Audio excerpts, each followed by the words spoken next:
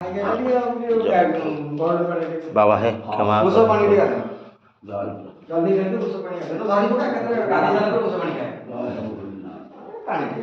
आज्ञा बाबा महात्म्य कौन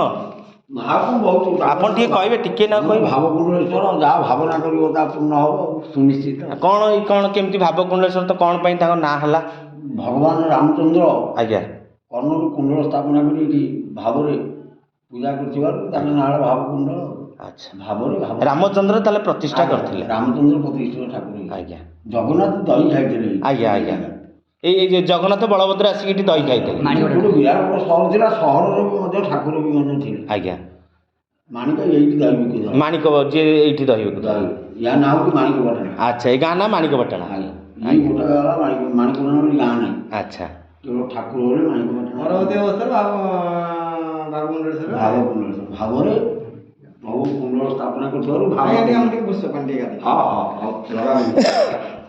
ओम बम बम बम बम हर हर हर हर हर हर विश्वाय नमः टंडाय नमः टंडीश्वराय नमः कीर्तिमुखाय नमः सुमनाय नमः सोमशुक्राय नमः विश्वस्या विष्णुसृष्टा शंकर श्यामरूपन कोटि जन्मार्जित पापं तत्क्षणात् विनश्यति बहु कोटि जन्म पाप ताप भावना के लोग भावना भाव लगे भाव जगन्नाथ जी की दही खाई भाव दही दीता माणिक भाव कुंडल स्थापना आज्ञा सब तो भाव अभाव किसी प्रश्न किसी ना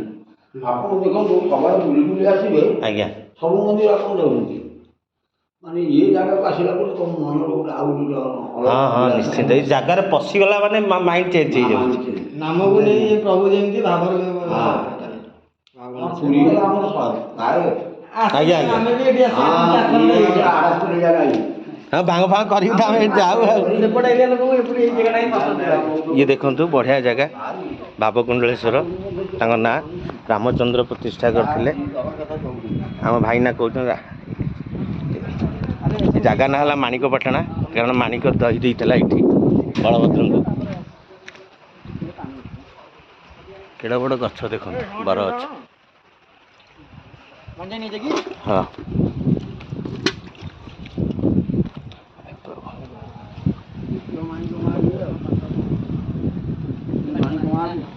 ए जो मूर्ति थे माटी मूर्ति से आगुआ से घोड़ा एबे ना आगुआ माटी मूर्ति थे ये थुआ ए घर ही नाला तो अलग घर ही भंगा हो से घर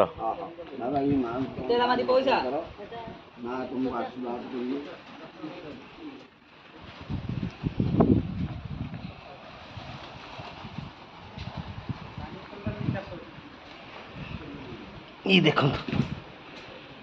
एमती घोड़े आसते जगन्नाथ बलभद्र ये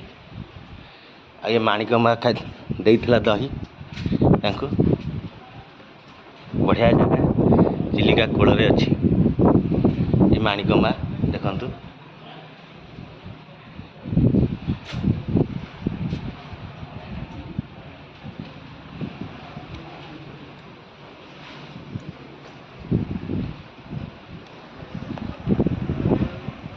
देखो ये चिलिका